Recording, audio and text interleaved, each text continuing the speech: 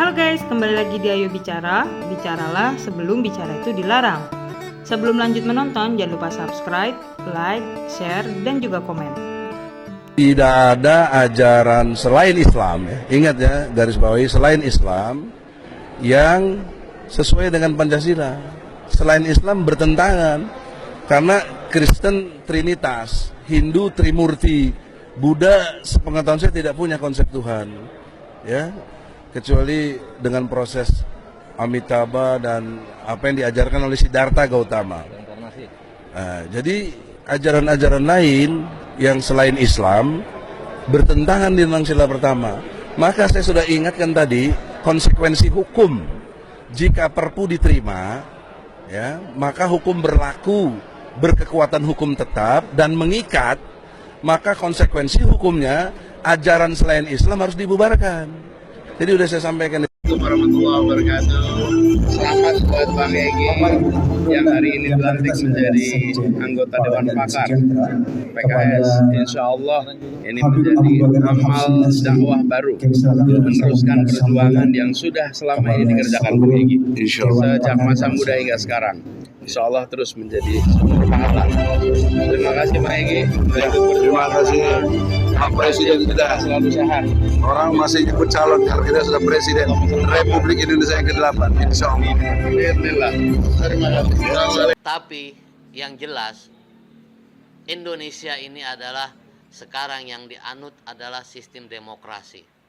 Sedangkan sistem demokrasi ini adalah sistem Zionis. Sistem Zionis Yahudi. Tentunya siapapun partai yang mengikuti demokrasi ini tidak akan menang. Pasti jadi kacung. Karena sistemnya aja sudah sistem Zionis. Demokrasi ini sistemnya sistem Zionis. Nggak akan jadi pemenang. Makanya apa salahnya kita umat Islam seluruhnya yang ada di Indonesia, kita coba dengan apa yang sudah disampaikan tadi oleh pengacara kita, bahwa kita jalani syariat Islam secara utuh, yaitu dengan apa? Dengan menegakkan khilafah, menegakkan syariat Islam. Negara Indonesia ini akan menjadi negara yang akan tegaknya khilafah di muka bumi ini. Amin. Takbir. Assalamualaikum warahmatullahi wabarakatuh dan salam sejahtera bagi kita semua. Oke guys, ini ada berita lagi yang menarik untuk kita baca, yaitu mengenai bahaya jika Anies Baswedan jadi presiden. Kira-kira kenapa ya kok sampai bahaya? Langsung saja kita baca beritanya ya. Ini saya baca dari situs wartaekonomi.co.id dengan judul "Waduh, ex atasan sendiri nilai Anies Baswedan bahaya jika jadi next Jokowi." Saya baca geraknya. Budayawan Muhammad Sobari buka-bukaan mengatakan bahwa Anies Baswedan tak boleh menjadi presiden di 2024. Dirinya mengatakan hal tersebut sangatlah berbahaya karena mantan Menteri Pendidikan ini rela melakukan apa saja untuk mendapatkan keinginannya. Menurutnya, hal tersebut terbukti dari bagaimana Anies tetap menerima dukungan dari kelompok Islam radikal demi menjadi nomor 1 di DKI Jakarta. Jangankan didukung begitu, kalau nggak didukung asal dia tahu ada kelompok begitu-begitu, dia akan datangi. Didukung oleh kelompok jin-jin iprit dan jin apapun dia akan terima. Wong Anies cita-cita hidupnya berkuasa, kata Sobari, dikutip dari YouTube 2045 TV. Sobari mengaku berani bicara ini mengenai Anies karena ia membaca gerak-gerak Anies sejak lama hingga sekarang. Saya membaca gerak-geriknya saat ini dan ditarik ke belakang sana bertahun-tahun lalu ketika menjadi staf saya di Partnership for Governance Reform di bawah UNDP, ujar Sobari. Bagi Sobari yang pernah menjadi atasan Anies Baswedan di Partnership for Governance Reform, Anies bukanlah sosok istimewa. Menurutnya, Anies bukanlah orang yang pintar. Karena kata Sobari, ukuran seseorang disebut pintar ketika pernah berada di forum dengan perdebatan teori yang keras. Kalau disebut pintar dalam ukuran saya, pintar itu pernah di forum dengan perdebatan teori yang keras, perdebatan proposal yang tajam. Kan dia nggak pernah bikin proposal. Dia cah sekolah mulih, nggak ada pengalaman bikin proposal, ujar Sobari.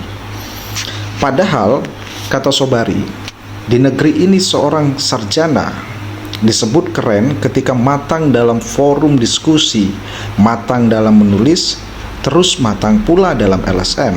Menurut Sobari, LSM adalah tempat agung, tempat mulia, di mana ide diperdebatkan, di mana pengabdian kepada Republik menjadi keutamaan hidup, di mana proposal harus diuji sebagai proposal dan pelaksanaan di lapangan dinilai.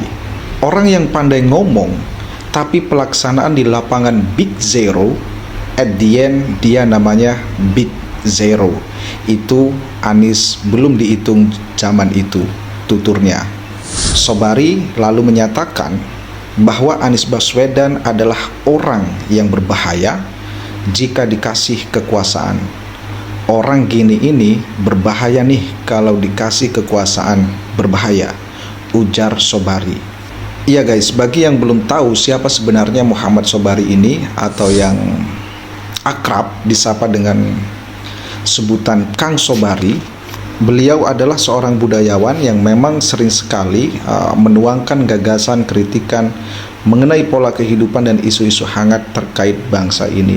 Dan beliau adalah mantan atasan Anies Baswedan di salah satu perusahaan di mana Anies dulu bekerja. Dan tadi juga di dalam berita bahwa Kang Sobari sudah mengakui bahwa dirinya adalah mantan bos Anies Baswedan. Sehingga menurut saya wajar ketika kemudian Kang Sobari mengatakan bahwa Anies Baswedan itu adalah orang yang tidak bisa bekerja karena Kang Sobari adalah mantan bosnya. Tentu Kang Sobari lebih tahu ya daripada kita bagaimana Anies Baswedan tersebut. Bahkan menurut Kang Sobari, Anies Baswedan bukanlah orang yang bisa dikatakan pintar, karena ukuran kemudian seseorang itu bisa dikatakan pintar menurut Kang Sobari apabila orang tersebut pernah berada di forum dengan perdebatan teori yang keras, dan Anies tidak pernah melakukan itu. Dan bahayanya jika Anies Baswedan kemudian jadi presiden, alasannya itu tidak hanya sekedar bahwa dia tidak pintar atau dia hanya bisa ngomong saja, tapi pelaksanaan di lapangan big zero. Bukan hanya sekedar itu, tapi menurut Kang Sobari di berita tadi, bahayanya ketika Anies Baswedan itu jadi presiden itu dikarenakan Anies Baswedan didukung oleh kelompok Islam yang radikal. Walaupun menurut saya bahwa tidak semua pendukung Anies Baswedan itu dari kalangan kelompok Islam yang radikal.